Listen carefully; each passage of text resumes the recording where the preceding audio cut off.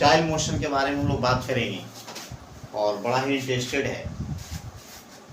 इसको बेसिक से देखिए। Projectile motion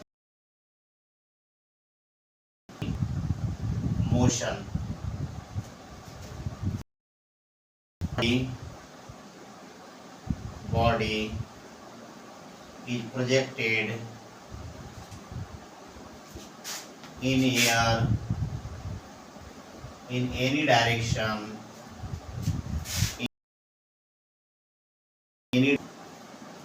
is known as projectile motion। अर्थात प्रक्षेप्य गति किसको कहेंगे? जब पिंड को हवा में किसी भी दिशा में अगर फेंक दिया जाए उसको लोग प्रक्षेप्य गति कहते हैं। और प्रोजेक्टेड बॉडी को क्या बोलते हैं? प्रोजेक्टाइल बोलते हैं। इसी को अगर फेंका जाएगा, जैसे हॉरिजॉन्टल से देखिए एक बॉडी को हम प्रोजेक्ट कर रहे हैं यहाँ पर, इसकी इनिशियल वेलोसिटी u है, ये थीटा सबटेंड कर रहा है, ये हॉरिजॉन्टल डायरेक्शन x, ये y वर्टिकल हो गया। तो देखिए ux कितना होगा, इस डायरेक्शन में इसका कंपोनेंट कितना होगा ux, ये आपका हो जाएगा u cos थीटा, और ये वर्टिकल डायरेक्शन में कंपोनेंट कितना होगा u sin थीटा। लिख सकते हैं आप ux से u cos थीटा, uy कितना होगा u sin थीटा। अब देखिए ये डायरेक्शन g का है, तो ay बराबर कितना होगा माइनस जी, और ax बराबर कितना होगा, इस डायरेक्शन में अगर कंपोनेंट लेंगे तो ये 90 पर 0 हो जाएगा। अब देख सकते हैं कितना हो गया u cos थीटा और uy हो गया u sin थीटा, ay इक्वल टू माइनस और ax इक्वल टू 0। अब देखिए इसमें आपको क्या क्या और प्रश्न आ सकता है। देखिए यहाँ पर ध्यान देना है कि वर्टिकल डायरेक्शन में जो वेट है वो काम कर रहा है, तो हॉरिजॉन्टल डायरेक्शन में कोई भी फोर्स नहीं है, Fx जो है 0 है, इसीलिए हॉरिजॉन्टल कंपोनेंट जो होता है वो हमेशा कांस्टेंट होता है। द हॉरिजॉन्टल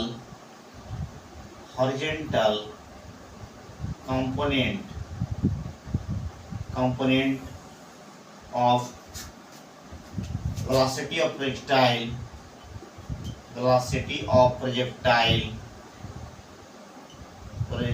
remains constant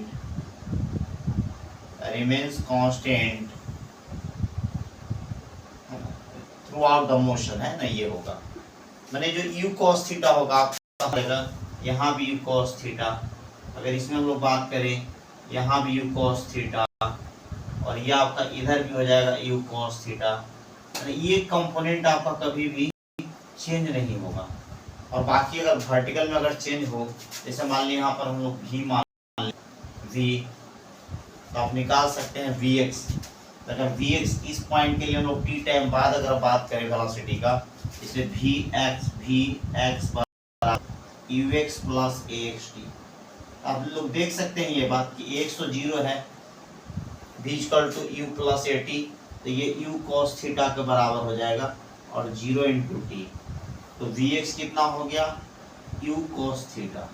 इसी तरह हम लोग vy निकालेंगे अगर, तो uy और ayt, तो vy बराबर कितना होगा आपका u sin theta minus gt हो जाएगा। अगर कहीं का हम अगर वेलोसिटी निकालना चाहते हैं तो निकाल सकते हैं, vx और vy निकाल लेंगे और उसको वेक्टर फॉर्म में कर देंगे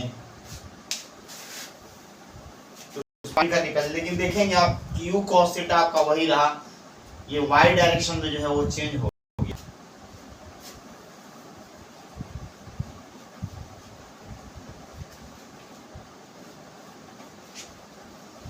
नेक्स्ट हम लोग देखते हैं इसमें और कितने तरह का क्वेश्चन संभावित है।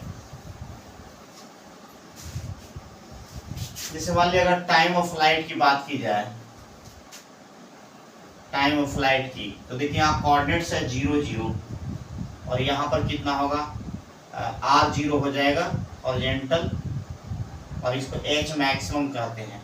तो सबसे पहले time of flight, time of flight, time expand during projectile in air, ये जो जब तक हवा में रहेगा उसको हम लोग क्या कहेंगे, टाइम ऑफ फ्लाइट कहेंगे। तो कितना होगा, टोटल भी लगा सकते हैं, टोटल टाइम ऑफ फ्लाइट, कुल उड्डयन काल। तो यहाँ पर देख सकते हैं कि y कोऑर्डिनेट शुरू में भी 0 था और बाद में भी 0 था, तो y equal to UIT plus half AYT square. देखिए 0 लिख देंगे, UI कितना था, U साइन थीटा और into T 1/2 minus GT square होगा। यहाँ कॉमन लीजिए t, U sine theta minus GT/2 होगा, और इधर ले लेंगे यहाँ पर, तो t 0 होगा जब देखा ही नहीं गया हो।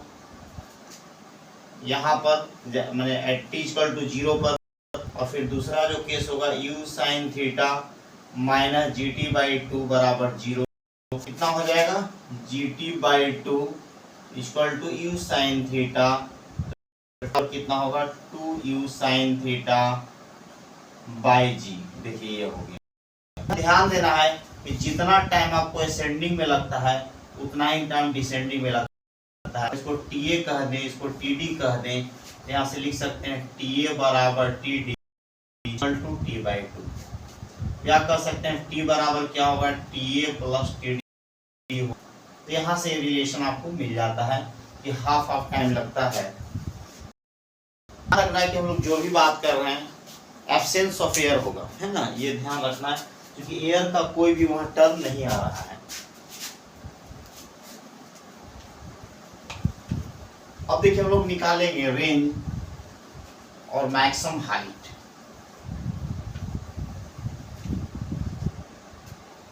अगर हम लोग बात करें वाई डायरेक्शन में मैक्सिमम हाइट का, तो मैक्सिमम हाइट के लिए ये इसके लिए निकाला जा रहा है मैक्सिमम हाइट, हाइट कितना होगा, इसको एच के द्वारा सिद्ध किया जाता है। ये वर्टिकल डिस्प्लेसमेंट है, तो y इक्वल टू UIT, तो कहां तक t है, time of ascending, plus half AYT square. देखिए क्योंकि यहां तक हम लोग पहुंचते हैं, जैसे मैक्सिमम मिल जाता है तो h बटा होगा, वर्टिकल में देखें तो हम लोग U साइन थीटा, और कितना होगा U sine theta by G plus 1/2, और ये होगा माइनस जी, और U sine theta by G का सॉल्व किया जाए, U square sine square theta by, और यहाँ देखिए कैंसिल हो जाएगा, यहाँ पर minus half G U square sine square theta, देखिए जी स्क्वायर होगा तो यहाँ से कितना होगा, H बराबर U square sine square theta by 2g। देखिए आपका ये हो गया मैक्सिमम हाइट का। अब हम लोग हॉरिजॉन्टल रेंज की बात करेंगे। हॉरिजॉन्टल रेंज, हॉरिजॉन्टल रेंज, देखिए हॉरिजॉन्टल जो रेंज होता है, ये आपका देख सकते हैं यहाँ पर कि हॉरिजॉन्टल डायरेक्शन में डिस्प्लेसमेंट होता है। ये क्या होता है, डिस्प्लेसमेंट होता है। जो कोऑर्डिनेट हम लोग r0 रखते हैं, यहाँ पर 0 0 यहाँ है, ये देखिए आपका रेंज हुआ। तो x डायरेक्शन हम लोग हॉरिजॉन्टल, हॉरिजॉन्टल रेंज, इसको कहते हैं क्षैतिज परास। x डायरेक्शन में ये x UXT plus half AXT square. देखिए यहाँ पर कैपिटल T ले रहे हैं क्योंकि टोटल टाइम देख सकते हैं यहाँ पर कि टोटल टाइम इसको लग जाएगा यहाँ पहुंचने में। x equal to UX U cos theta, total time of flight देंगे 2U sign theta by g, और देखिए x का 0 हो गया इंटू टी का स्क्वायर, फिर वैल्यू रखने की आवश्यकता नहीं है, x बराबर हो जाएगा जो r कहलाएगा, कितना होगा u square sine 2 theta by g, है ना। तो r हो जाएगा u square sine 2 theta by g. देखिए यहाँ पर हम लोग थोड़ा सा एक और ऑब्जेक्टिव की बात कर लेंगे कि कब जो है हॉरिजॉन्टल रेंज मैक्सिमम होगा। तो आप यहाँ पर एक्सप्रेशन को थोड़ा देखिए, यू स्क्वायर और जी, ये तो वैल्यू बदलेगा नहीं चूंकि आप इसको प्रोजेक्ट कर चुके, लेकिन थीटा का एडजस्टमेंट यहाँ पर आर को मैक्सिमम मिनिमम कर सकता है। तो कंडीशन फॉर आर मैक्सिमम, तो देखिए साइन थीटा का मैक्सिमम मान कितना होता है, 1 होता है। साइन एन थीटा का मैक्सिमम मान कितना होगा, तो 1 ही होगा। तो साइन 2 थीटा का मैक्सिमम मान 1 हम रख दें, साइन 2 थीटा साइन 90 डिग्री।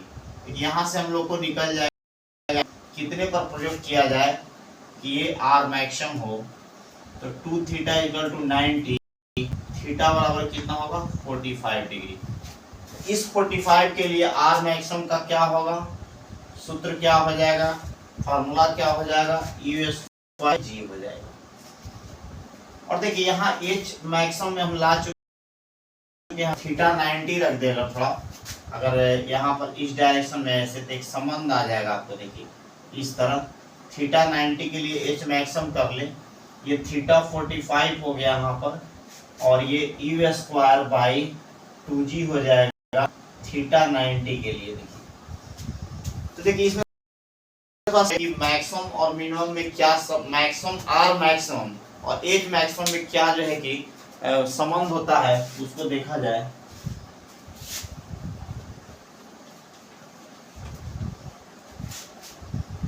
इस पर भी देखिए ऑब्जेक्टिव आता है कि अगर कोई विद्यार्थी है जो कि हॉरिजॉन्टल डायरेक्शन में इतना मीटर फेंकेगा तो वर्टिकल में कितना फेंकेगा, या इसी को रिवर्स करके भी क्वेश्चन दिया जाता है। तो देखिए यहाँ पर क्या होगा, एच मैक्सिमम, और यहाँ पर देखिए एच मैक्सिमम तो यू स्क्वायर बाई जी की जगह आर मैक्सिमम रख देंगे, आर मैक्सिमम बाई 2, देख सकते हैं यहाँ पर। अब आपको अगर मान लिया दिया जाए कि कोई 50 मीटर अगर फेंक पाता है हॉरिजॉन्टल डायरेक्शन में, तो वर्टिकल डायरेक्शन में कितना फेंकेगा, तो 50/2, जितना दिया रहेगा उसका आधा लेंगे तो एच मैक्सिमम निकल जाएगा। एक क्वेश्चन इस तरह रहेगा, eight what angle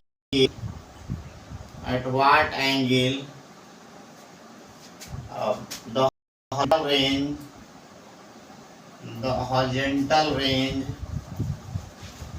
and maximum height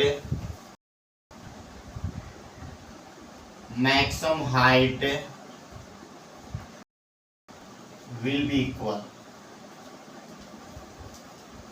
देखिए हमने क्वेश्चन बनाया कि at what angle the horizontal range and maximum height will be equal, कितने पर वो इक्वल होगा, तो r इक्वल टू एच। देखिए फार्मूला लगा दीजिए यहाँ पर, कितना था, u square 2 sine theta into cos theta by g, ये होगा u square sine square theta by 2g।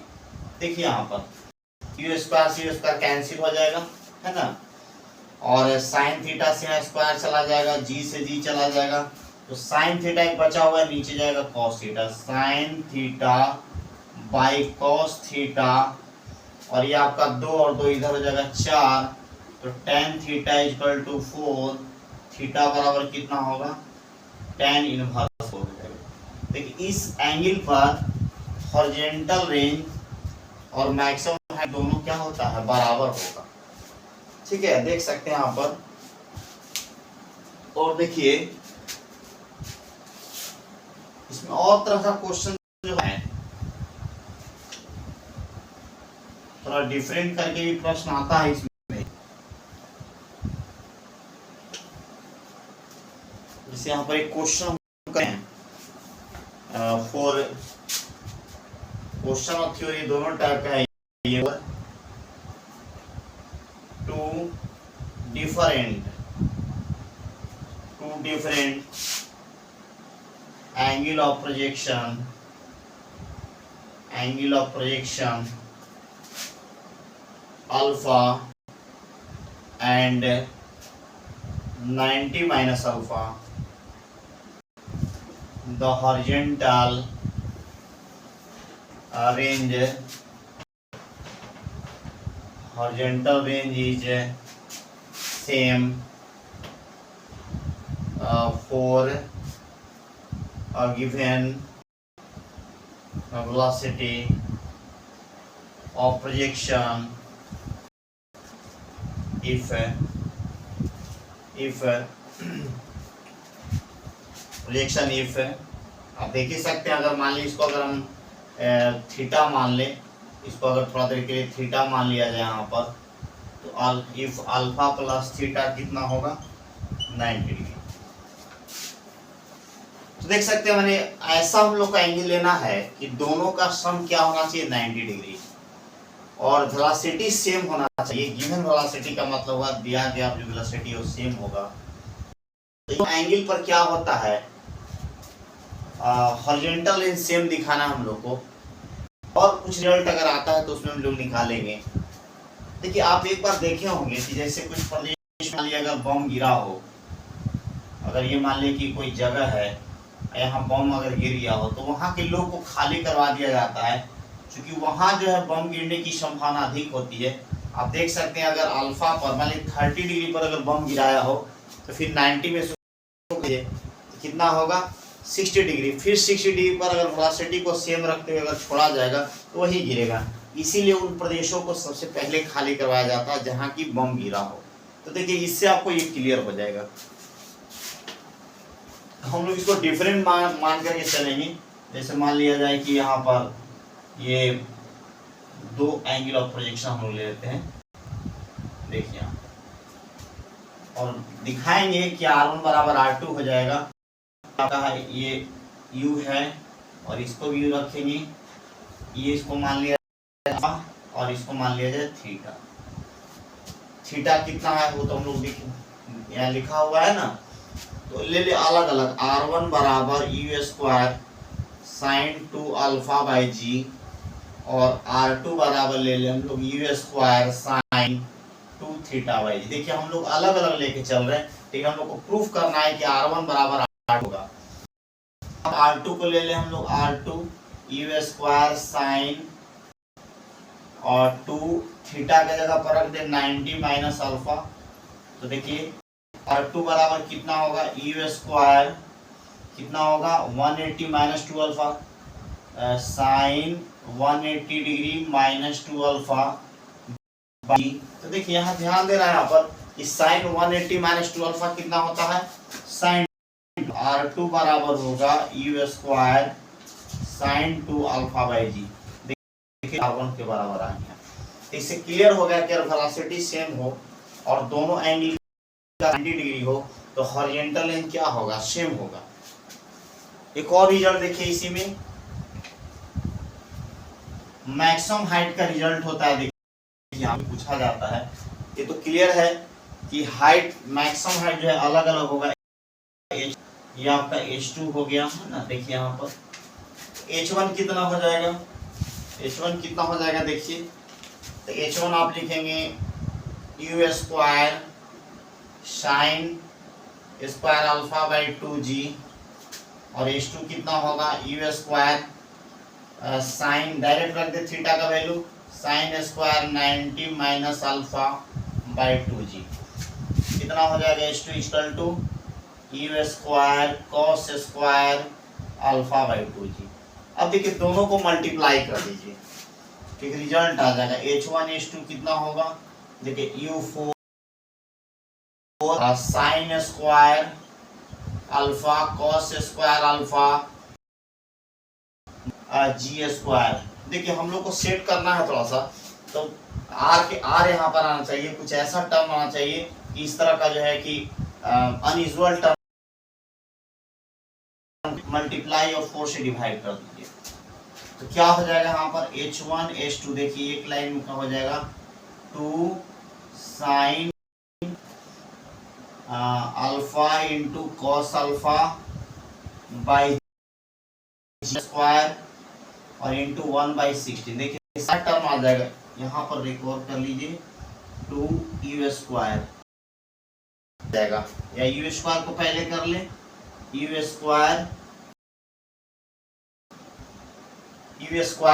अब देखिए सारा आपका आ जाएगा, u4 आ जाएगा, sign square alpha, cos square alpha, और 2 3 4 आ गया, और नीचे में 16 आ जाएगा। तो आप देख सकते हैं यहाँ पर r का क्या फॉर्मूला था मेरा, u² 2 sin alpha into cos alpha by g था। देखिए तो ये जो पूरा टर्म है यहाँ पर देख सकते हैं, यहाँ पर जो पूरा टर्म है क्या होगा, h1h2 equal to r² by 3। तो r इक्वल टू कितना हो जाएगा, h1h2, r इक्वल टू हो जाएगा आपका 4√h1h2। ठीक है, ऐसा आपको प्रश्न मिल जाएगा। अगर मान लिया जाए कि किसी एंगल पर 30 डिग्री पर फेंका हो तो 25 आ गया, अगर मान लीजिए कि मैक्सिमम हाइट। फिर अगर कोई अन्य एंगल जैसे 60 हो गया, मैंने दोनों का सम 90 होना चाहिए, 64 हो गया तो आराम से।